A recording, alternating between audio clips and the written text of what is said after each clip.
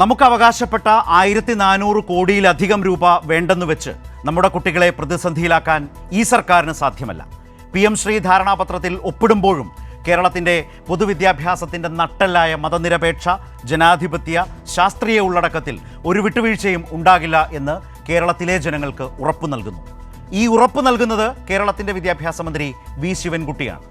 സംഘപരിവാരത്തിൻ്റെ ഒരു കാവിക്കളിയും പാഠ്യപദ്ധതിയിൽ നടപ്പാക്കാൻ അനുവദിക്കില്ലെന്ന് വി ശിവൻകുട്ടി പറയുമ്പോൾ അത് വിശ്വസിക്കാം.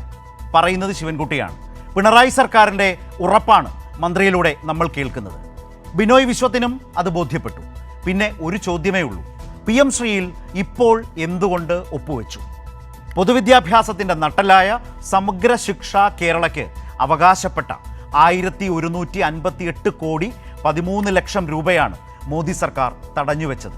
അതായത് പിടിച്ചു വച്ചിരിക്കുന്നത്, കേരളത്തിന് നൽകാതെ, കേരളത്തിൻ്റെ പൊതുവിദ്യാഭ്യാസത്തിന് കൈമാറാതെ അങ്ങനെ പിടിച്ചു വച്ചിരിക്കുന്നത്, തടഞ്ഞു വച്ചിരിക്കുന്നത്.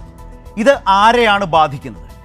ഉത്തരം വ്യക്തമാണ്. ആരെയാണ് ബാധിക്കുന്നത്? കേരളത്തിൻ്റെ പൊതുവിദ്യാഭ്യാസത്തെ, അതിലൂടെ വരുന്ന ലക്ഷോപലക്ഷം കുഞ്ഞുങ്ങളെ, കുട്ടികളെ, വിദ്യാർത്ഥികളെ.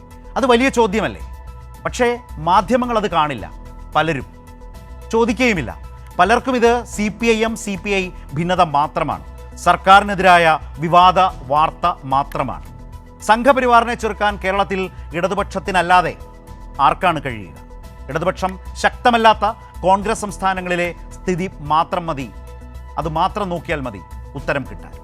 വിവാദത്തിനപ്പുറം യാഥാർത്ഥ്യം പരിശോധിക്കാം.